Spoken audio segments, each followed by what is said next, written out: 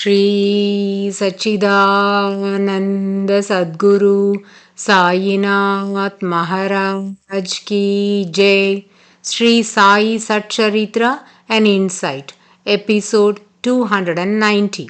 My humble prostrations at the lotus feet of our Sadguru Sai.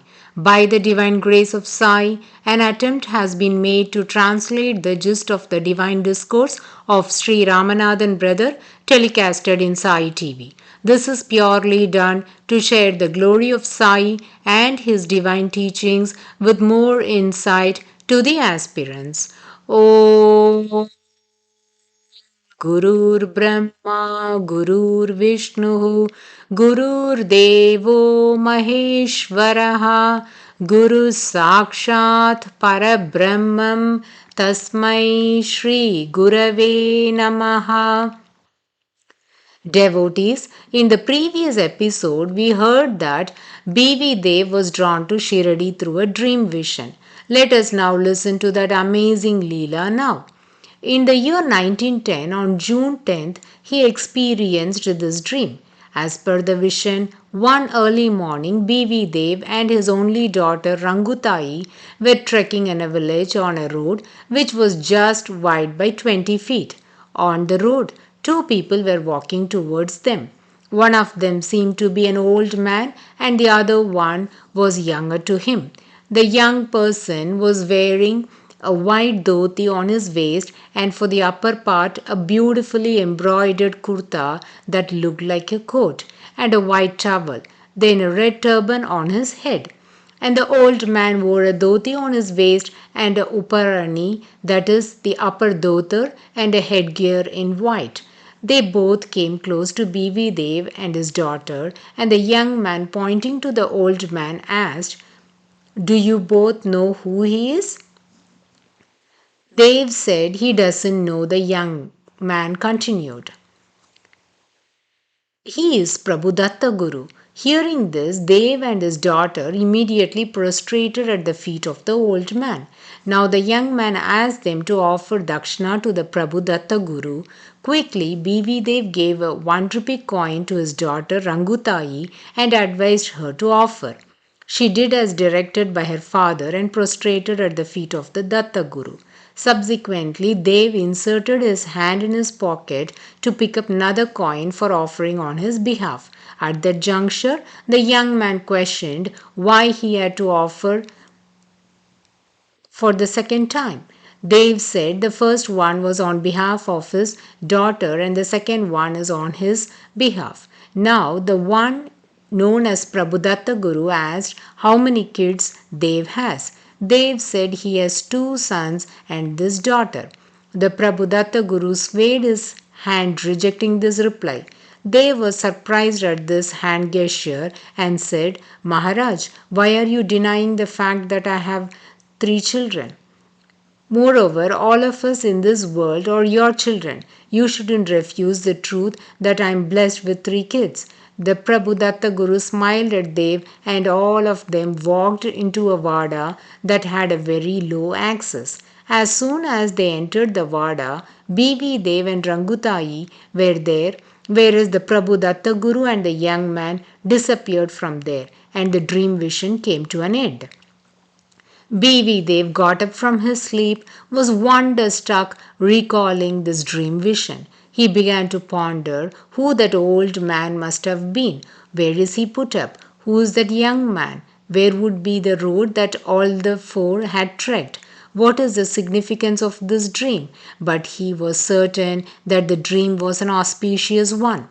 In a short span of time, he happened to meet Nana Sahib Chandorkar. Nana Sahib spoke the glory of Sri Sai Maharaj to whomever he met and worked with.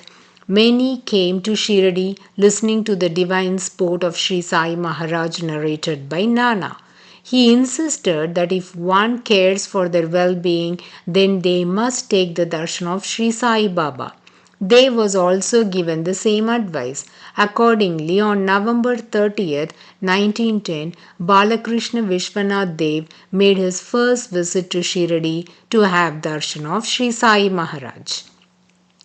As soon as they reached the streets of Shirdi, he was stunned to realize that this was the village that had streets wide 20 feet, which he recently saw in his dream.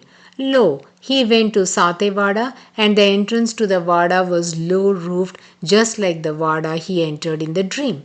He felt that he had earlier visited this place. He stayed in the Satewada and strongly felt that the two he saw in his dream must also be in this village. So Dev quickly rushed towards Dwarakamai, and there he saw Sri Sai Maharaj seated on his asan.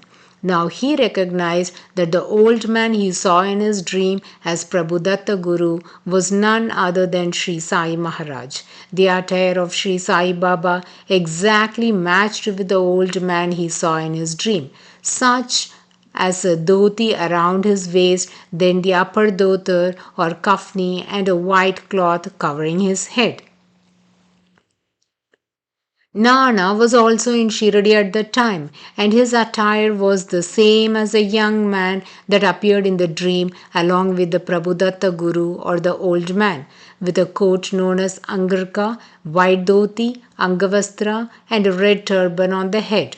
Thus, B.V. Dev was made to realize that Sri Sai Maharaj is an incarnation of Sri Lord Dattatreya that appeared as an old man in the dream vision, and the young man was none other than Nana Sahib Chandorkar.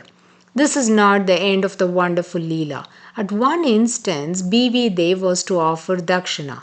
At that juncture, Kaka Sahib Dikshit said, "Everyone is doing Pada Puja, so you also join them."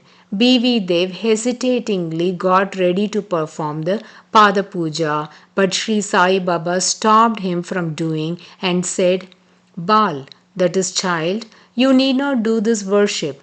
You have already offered me Dakshina, and that is enough. Devotees, please pay your complete attention to this assertion of Sri Sai Baba." Sri Sai said to B.V. Dev, "You have already given Dakshina to me." This statement refers to the Dakshina given by B.V. Dev to Prabhu Datta Guru in his dream. What a stunning Leela this could be. Sri Sai has affirmed that the Dakshina given to Prabhu Datta Guru has been received by him. From then, B.V. Dev never wanted to leave Shirdi. His mind was ever absorbed in the thoughts of Sri Sai Maharaj. He frequently visited Shirdi and stayed for many days. His family consisted of his wife Janaki Bai, twin sons namely Srinivas and Sripad, then a daughter by named Rangutai. Srinivas and Sripad were greatly devoted to Sri Sai Baba, and in turn Sri Sai Maharaj was very affectionate to them. Both the sons accompanied their father to Shirdi. Though Srinivas Dev and Sripad Dev were young children, they would never voice out their wishes to Sri Sai Baba but always prayed mentally. In the later years, they have shared this in their interview.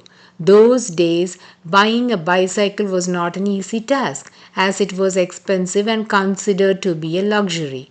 The boys kept praying to Sri Sai Baba secretly, because of which, in the year 1924, that is after the Mahasamadhi of Sri Sai Baba, their father spent around Rs 15 and bought them a bicycle. Being twin boys, it was a challenge for the parents to raise them up. They both were naughty and playful, so ended up fighting with each other. B.V. Dev, to calm them down, would always threaten that he would complain about their behavior to Sri Sai Baba. This he said even after the Mahasamadhi of Sri Sai Baba. The moment the boys heard this dialogue of their father, the next moment they settled down quietly. This exhibits the unbounded love of the family towards Sri Sai Baba. Both the boys were fortunate to reap the benevolent grace of Sri Sai Baba.